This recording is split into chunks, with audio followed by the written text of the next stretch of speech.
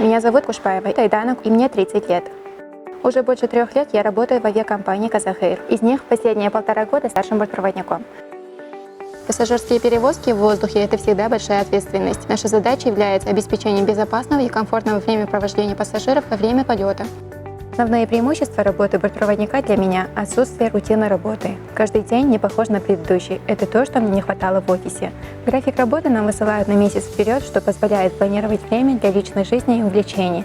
Меняются люди, города и пейзажи за окном. Непредсказуемость нашей работы учит нас адаптироваться к любым ситуациям. Считается, что работа с людьми самая сложная. Да, я согласна, но каждый из них приходит на борт со своими проблемами, переживаниями и заботами. И от нас требуется проявление чуткости и понимания каждого пассажира. С уверенностью могу сказать, что доброжелательная улыбка и искреннее отношение к пассажирам часто творят чудеса, помогают уладить конфликтные ситуации. За год мы проводим в воздухе около 700 часов. В полете проводим по 7-8 часов в день, и за один рейс перевозим около 80 пассажиров.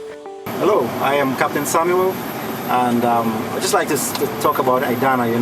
I've known Aidana for approximately 3 years, and she has been a professional, from day one.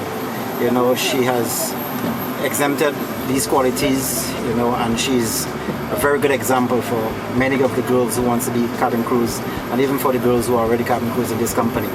So I just want to wish her all the best, and just wanted to continue doing what she's doing with this company. Thank you. Всем привет, меня зовут Жвек, я являюсь сотрудником авиакомпании «Казахэйр». Также являюсь коллегой Айданы Кушпаевой, которая является участником конкурса «Уздык Маман».